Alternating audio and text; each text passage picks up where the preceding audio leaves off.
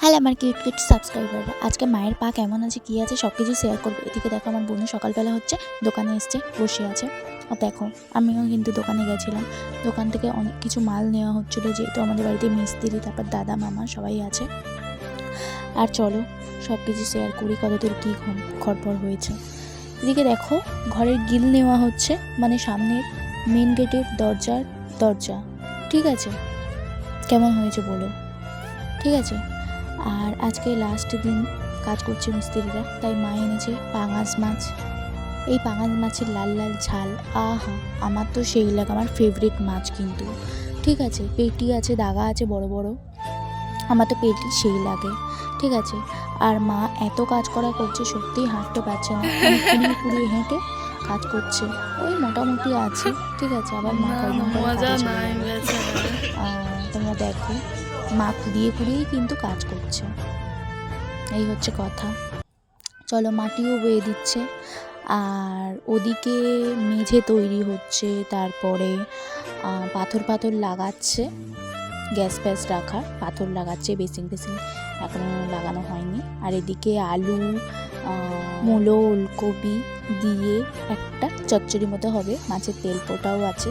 ঠিক আছে, তাই। আর অনেক জল বইতে হচ্ছে গাইস।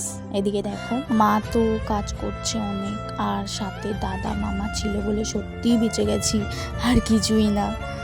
আর দেখো এদিকে মাছের ঝাল কমপ্লিট প্রায়, গরম মশলা দেওয়া হচ্ছে।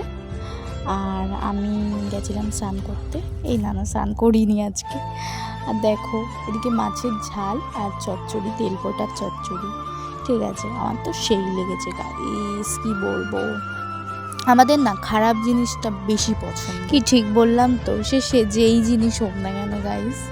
এদিকে দেখো ঘর কিন্তু করছে, প্রায় বিকেল হতে চললো, এখনো ঘরের কাজ হচ্ছে কিন্তু। ঠিক আছে, আজকে লাস্ট মিস্ত্রিরা কাজ করছে, তারপর যা আছে টুকটাক। দেখো এই যে মেঝে আমাদের।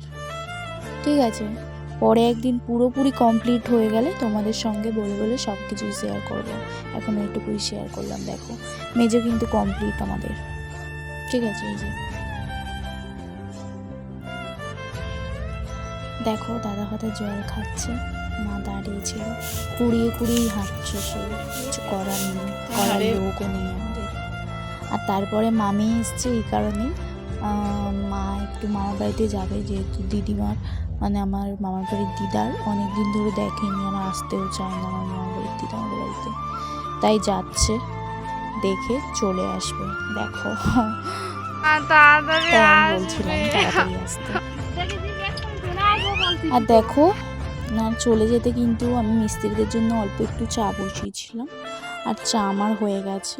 এই যে সবাই নিয়েছে, একজন বাকি আছে। এই যে চা, আমার পাখি তো খুবই ডাকছে। ঠিক আছে, দেখো বাইরেটা প্রায় সন্ধ্যা হতে চললো, আর আমি খুব বোর হচ্ছিলাম, যেহেতু আমার মা মামার বাড়িতে গেছে, তাই একটু ললিপপ খাচ্ছিলাম।